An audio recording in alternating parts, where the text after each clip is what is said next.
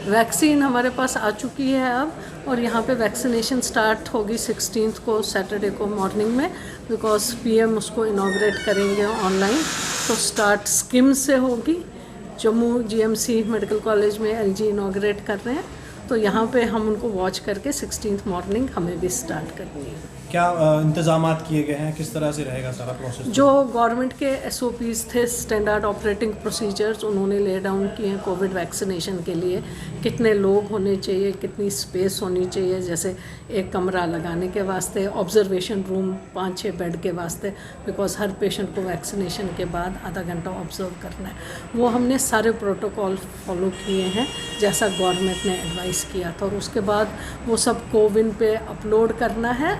Everything जो government के procedure है वो हमने सब फॉलो किया। एक दिन में कितने लोगों का टारगेट है? एक दिन में 100, वो तो फिक्स्ड है। हाँ जी, बिकॉज हमारे कोविड-19 का वैक्सीन जो अभी प्राप्त किया गया है, ये सबसे पहले तो बड़ा एक शुभ समाचार है हम सब के लिए। और काफ़ी देर से विलम्ब था इस चीज़ में, लेकिन अंततः हम लोगों को ये वैक्सीन प्राप्त हुआ है।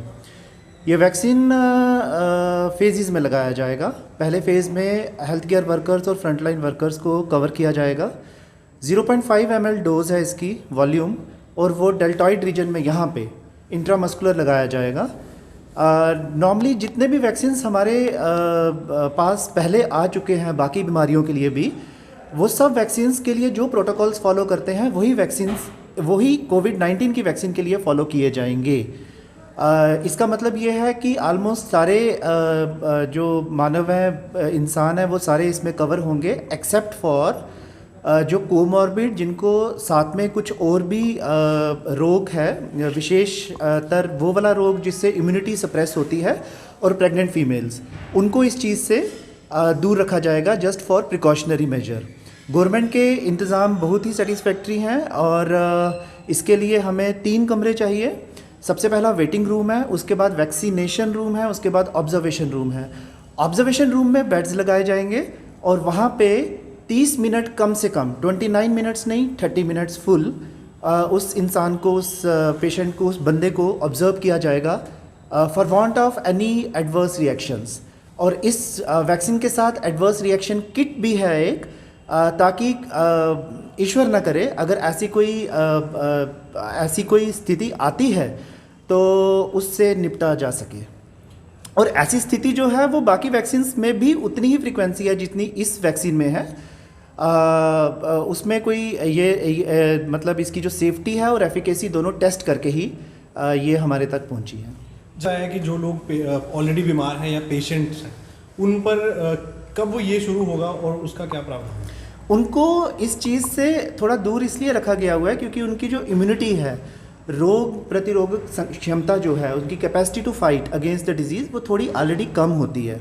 इसलिए उन पे कोई साइड इफ़ेक्ट का असर ना हो, इसलिए उन लोगों को इस चीज़ से दूर रखा गया हुआ है। और प्लस अगर ये वाली वैक्सीन जो है, ये अगर हम एक कंसिडरेबल पॉपुलेशन को लगाते हैं, ज़रूरी नहीं है कि सारे पॉपुलेशन को कवर करना है, अगर एक कंसिडरेबल पॉपुलेशन इसमें कवर हो जाता है तो वो ये इम्यूनिटी ऑब्वियसली वो चेन जो है, चेन ऑफ ट्रांसमिशन कहते हैं उसको, वो ब्रेक हो जाती है और उससे वायरस जो है और ज़्यादा कमज़ोर हो जाएगा। जैसा कि आया है, ये ट्रांसमिशन होने से जिनको लगाया जाएगा वो रुक जाता है।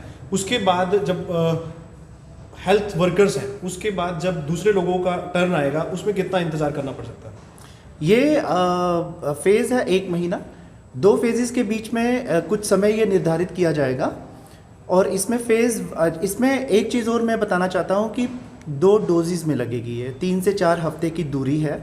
जो 1 डोज़ लगाएगा उसको 3 से 4 हफ्ते सेकंड डोज़, और सेकंड डोज़ को हम बूस्टर डोज़ लेके चलते हैं, जिससे कि वो फाइनल एफिकेसी उसकी आएगी।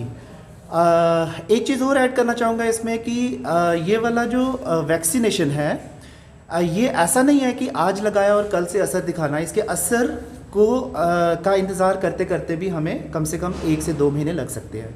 वो प्रॉपर एंटीबॉडी लेवल जो हमारे जिस्म में उत्पन्न हो, उसके लिए हमें 1 से 2 महीने का इंतज़ार करना पड़ सकता है। जैसा कि सोशल मीडिया पर बहुत सारे भ्रम जो हैं वो आ रहे हैं, वैक्सीन लगाने के बाद ये वाली प्रॉब्लम हो रही है, वो वाली हो रही है, उस पर क्या कहना चाहिए? भ्रम और भ्रांतियाँ तो फैलती हैं। इंसान के मन की बेसिक नेचर है ये कि भ्रम और भ्रांतियाँ, कुछ ऐड करके कुछ ज़्यादा बोलना। लेकिन जो साइंटिफिक आधार होता है, हमारी जो गवर्नमेंट के एक्शंस होते हैं वो data dependent on scientific actions, scientific studies, scientific research. और रिसर्च जो है वो इसकी एफिकेसी टेस्ट करके ही ये समाज में आया हुआ है। हमें अपनी गवर्नमेंट के ऊपर पूरा विश्वास रखना चाहिए और पूरा कोऑपरेशन के भाव के साथ हमें गवर्नमेंट का पूरा साथ देना चाहिए, क्योंकि ये finally this is for our betterment only.